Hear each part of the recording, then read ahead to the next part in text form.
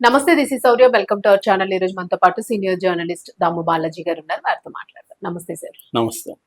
Sir, Sharmila మరలా పార్టీలో U turn తీసుకోబోతున్నారనే వార్త వినిపిస్తుంది. గతంలో కూడా సేమ్ ఇదే కాంట్రవర్సీ నడిచింది. సో ఇప్పుడు మరలా అంటే ఇంకేదైనా ఆలోచనలో పడ్డారా పార్టీ మార్పులోని, లేదంటే తెలంగాణలోనేనా లేదా ఏపీలోనా ఏంటి అసలు? అంటే ఆమె తెలంగాణ అయితే వదిలేసింది. మళ్ళీ తెలంగాణకి వస్తే ఇంకా అంతకంటే అవమానం ఉండదు కాబట్టి తెలంగాణకు వచ్చే ప్రసక్తి లేదు ప్రజెంట్ అయితే. ఏపీలోనే ఆమె యూటర్న్ తీసుకుంది అన్న వార్తలు ఇప్పుడు వస్తున్నాయి. దానికి ప్రధాన కారణం ఏంటంటే గత కొంతకాలంగా ఆమె యాక్టివ్గా లేదు. మామూలుగా ఆమె యాక్టివ్గా ఉండడం, సోషల్ మీడియాలో కూడా పోస్టులు పెడతా ఉండడం, సమకాలీన ఇష్యూస్ మీద స్పందించడం చేస్తుంది.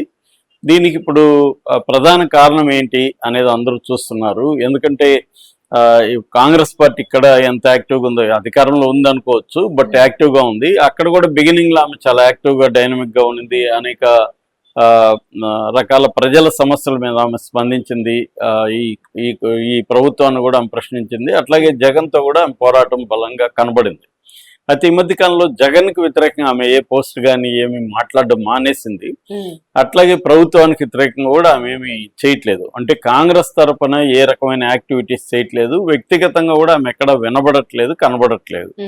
దీనికి ప్రధాన కారణం ఏమని చెప్తున్నారంటే, ఆమె జగన్తో ఆల్రెడీ కలిసిపోయిందని, జగన్తో ఒక సీక్రెట్ మీటింగ్ కూడా అయిందని, వాళ్ళ కొడుక్కి ఎంపీ టికెట్ ఇప్పించుకోవడానికి ట్రై చేస్తుందని, కొడుకుని రాజకీయాలకు దించాలి అనేది ఆమె ప్లాన్గా కనబడుతుంది. ఆ మధ్య కూడా అతన్ని బహిరంగ దీనికి ఒక యాక్టివిటీకి తీసుకెళ్ళింది.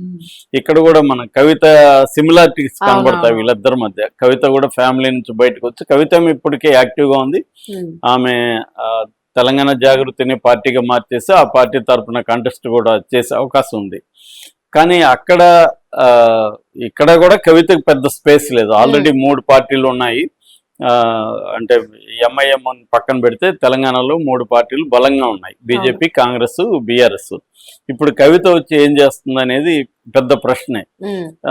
కాకపోతే ఆమె ఏమన్నా ఈ రెబల్ గా ఉండి ఇటు కాంగ్రెస్ లోనో బీజేపీలోకి వెళ్ళిపోయే అవకాశాలు ఉన్నాయి. దానివల్ల ఆమె కొంత మైలేజ్ అయితే రావచ్చు. ముందుగా దీంట్లో కొంత రెబల్ గా ముద్ర పడితే రావచ్చు తెలంగాణలో. అక్కడ చూసుకున్నప్పుడు అక్కడ కూడా స్పేస్ లేదు. సపరేట్ పార్టీ పెట్టడానికి షర్మిలకి ఒక స్పేస్ అనేది లేదు. ఎందుకంటే అక్కడ బలమైన కూటమి ఉంది, 3 పార్టీల కూటమి ఉంది. ఇటు జగన్ కూడా బలంగా ఉన్నాడు. జగన్కి 40% ఓట్ షేర్ ఉంది, వీళ్ళకి 3కి ఓట్ షేర్ ఉంది. కాంగ్రెస్కి అక్కడ ఏమీ రాలేదు. ఆల్రెడీ కాంగ్రెస్ గతం ఎప్పటి నుంచో అక్కడ కోమలో ఉంది. ఆ కోమలో ఉన్న దాన్ని లేపడం అనేది ఆమె వల్ల కాదనేది తెలిసిపోయింది. ఆమె ఏదన్నా మహా సాధించిందంటే జగన్కి ఇబ్బంది, జగన్కి నెగిటివ్ క్రియేట్ చేయడం, జగన్ ఓట్ బ్యాంక్ ని కొంతవరకు, అది కూడా పెద్దగా ఏమి లేదు, కొంతవరకే ఆమె దెబ్బతీయడం అనేది కనపడవచ్చు. అట్లాగే జగన్ వైపు నుంచి కానీ లేకపోతే వేరే పార్టీల నుంచి కానీ బయట వాళ్ళని తన పార్టీలోకి, కాంగ్రెస్ లోకి లాక్కోవడం కూడా ఏమీ సాధించలేదు. పోనీ కాంగ్రెస్ పార్టీని ఇంటర్నల్ గా స్ట్రక్చరల్ గా ఏమన్నా స్ట్రెంగ్తన్ చేసింది, అది లేదు. ఉన్న వాళ్ళు కూడా ఊడిపోయిన పరిస్థితి మనకు కనబడుతుంది. శైలజనాథ్ లాంటి వాళ్ళు బయటకు వచ్చేసారు, కొంతమంది సైలెంట్ అయిపోయారు. కాంగ్రెస్ లో కూడా ఆమెకి ఒక అసమ్మతి నిరంతరం కనిపిస్తూ ఉంది. ఈ మీద అధిష్టానానికి కూడా చాలాసార్లు కంప్లైంట్ ఇచ్చారు ఈమెకి. ఎందుకంటే టీం వర్క్ ఆమెకు అలవాటు లేదు ముందు నుంచి కూడా. ఇక్కడ కూడా ఆమె సింగిల్ ఒంటెత్తు పోకడు అంటారు దాన్ని, అలాగా ఒంటెత్తు పోకడు అనేది ఆమెకు అలవాటు అయిపోయింది. కాంగ్రెస్ లో అలా కుదరదు. కాంగ్రెస్ లో రకరకాల మనుషులను కలుపుకొని వెళ్లాల్సి ఉంటది. ఒంటెత్తు పోకళ్ళు కుదరవు. తన సొంత పార్టీ అయితే ఒంటెత్తు, తనే రాణి, తనే మంత్రి, అలా ఉండొచ్చు. కానీ కాంగ్రెస్ లో అది కుదరదు. దానికి ఒక స్ట్రక్చర్ ఉంటుంది, ఒక లేయర్ ఉంటుంది, ఒక అధిష్టాన వర్గం ఉంటుంది, ఇవన్నీ ఉంటాయి. అవేమి ఆమె పాటిస్తున్నట్టు కనబడలేదు. ఆమె ఏకైక అజెండా జగన్ ని ఇప్పటి వరకు ఇబ్బంది పెట్టడమే ఏకైక అజెండాగా కనబడింది మనకి ఇప్పటి వరకు. ఎందుకంటే ఆమె కాంగ్రెస్ ప్రధాన శత్రువు ఎన్డీఏ. కానీ అక్కడ ఎన్డీఏ ప్రభుత్వాన్ని ప్రధాన శత్రువుగా ఆమె భావిస్తున్నట్టు కనబడలేదు. ఆమె మొత్తం ఆమె కార్యాచరణ అంతా కూడా జగన్కి యాంటీగానే ఉంది. అది పర్సనల్ లెవెల్లోనూ పొలిటికల్ లెవెల్లోనూ. అంటే పర్సనల్ ఇష్యూస్ ని పొలిటికల్ దీంట్లోకి తీసుకురావడం అనేది ప్రధానం కనబడింది.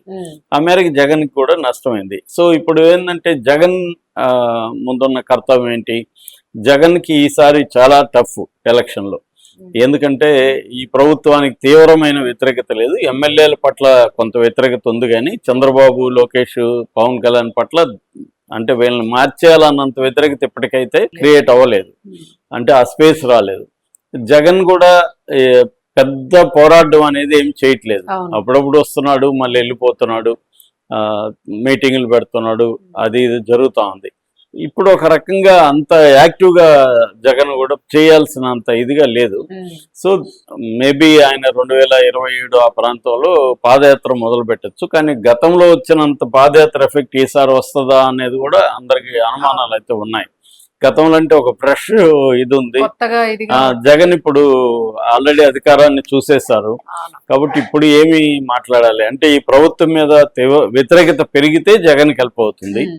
లేనప్పుడు జగన్ ఆల్టర్నేటివ్ గా ఏం చేయబోతున్నాడు అనేది చూడాలి. ఎందుకు రెండవది ఏంటంటే కేంద్రంలో బీజేపీ ఇక్కడ చంద్రబాబు అవసరం కేంద్రానికి ఉంది నెక్స్ట్ కూడా. సో కాబట్టి బీజేపీ తెలుగుదేశాన్ని జనసేన వదులుకునే ప్రసక్తి లేదు. అది కానీ ఉన్నప్పుడు టోటల్ యంత్రాంగం పోల్ మేనేజ్మెంట్ అంతా కూడా చంద్రబాబు కంట్రోల్లోకి వెళ్ళిపోతుంది. అది కూడా జగన్కి పెద్ద దెబ్బే కావచ్చు. సో రెండోది ఏంటంటే పార్టీని నిలబెట్టుకోవడం కూడా జగన్కి పెద్ద కష్టం. అందుకని మళ్ళీ ఇవన్నీ బయట సమస్యలు ఉంటాయి. ఇంట్లో అదేదో వేమన పద్యం లాగా ఇంటింటి పోరు ఇంతంత కాదయ్యా ఇంటి పోరు అనేది చెప్పులోని రాయి చెవులోని జోరిగా ఇంటిలో ఉన్న పోరు ఇంతంత కాదయ్యా అనే పద్యాన్ని బట్టి ఇంటిలో పోరుని ముందుగా సెట్ చేసుకోకపోతే చాలా ఇబ్బంది అనేది జగన్ కూడా అనుకుంటున్నాడు.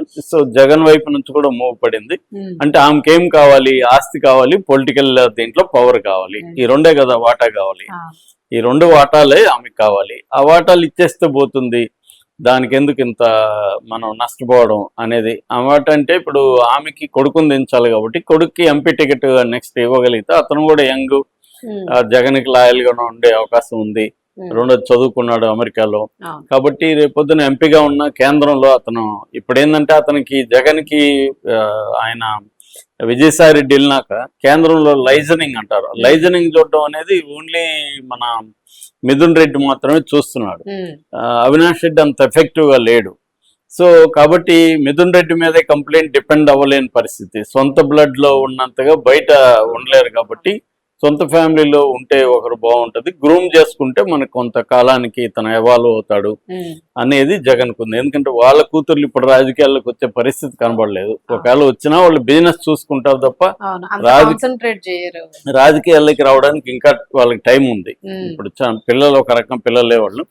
సో వాళ్ళు ఏమన్నా వాళ్ళు ఇద్దరు కూడా బిజినెస్ లో అక్కడ బిజినెస్ ముఖ్యంగా పెద్దమ్మాయి హర్షారెడ్డి చాలా ప్రెస్టీజియస్ కాలేజీల్లో చదివింది, ఫ్రాన్స్లో చదివింది అమ్మాయి. కాబట్టి తను బిజినెస్ని ఇక్కడ చూసుకునే అవకాశం ఉంది. సో బిజినెస్ల పరంగా జగన్ టెన్షన్ లేదు, తన కూతుళ్ళు చూసుకోగలరు ఎఫెక్టివ్గా. ఆల్రెడీ భారతిరెడ్డి ఉంది కాబట్టి వాళ్ళని గైడ్ చేయగలదు ప్రాక్టికల్గా. సో ఆ ఫ్రంట్లో జగన్కి ఇబ్బంది లేదు. పొలిటికల్ ఫ్రంట్లోనే జగన్కి ఇబ్బంది, తన టీంని ఫామ్ చేసుకోవాలి, ఇవన్నీ ఉంది.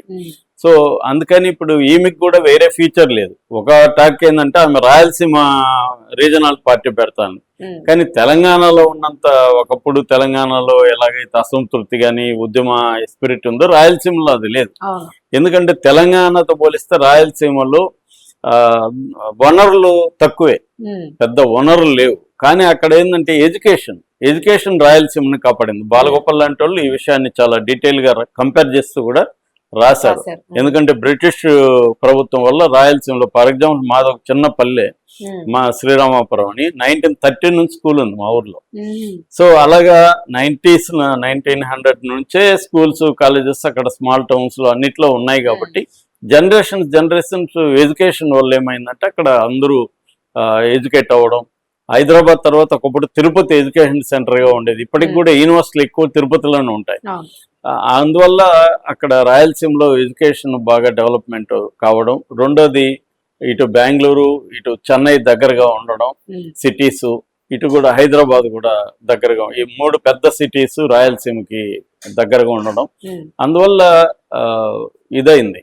రెడ్ల ఇదంతా కూడా వాళ్ళు రైల్వే కాంట్రాక్టులు. కమ్మాస్ ఏమో అగ్రికల్చర్ నుంచి అగ్రో బేస్డ్ ఇండస్ట్రీలకి ఎదిగి ఇండస్ట్రియలిస్ట్లుగా వెళ్తే, రాయలసీమ రెడ్లేమో రైల్వే కాంట్రాక్టులు ఇలాగ బ్రిటిష్ కాలం నుంచే ఉండి వాళ్ళు కూడా సినిమా రంగంలోకి మిగతా పెట్టుబడులు రియల్ ఎస్టేట్లకి నెల్లూరు నుంచి కానీ ఇటు చెన్నైకి కానీ ఇలా వెళ్ళారు, గ్రేటర్ రాయలసీమ అనుకుంటే, నెల్లూరును కూడా కలుపుకుంటే.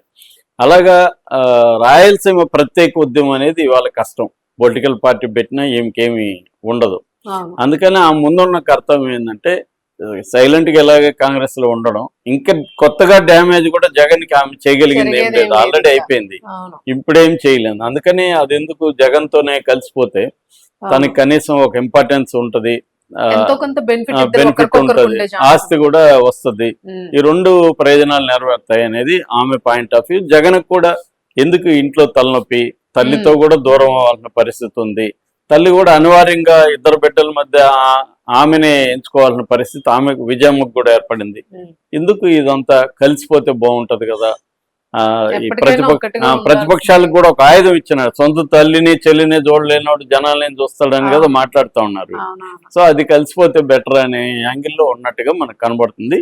అయితే ఇది వీళ్ళిద్దరి బంధం బయటికి ఎప్పుడు ఓపెన్ అవుతుందనేది చూడాలి. Thank you.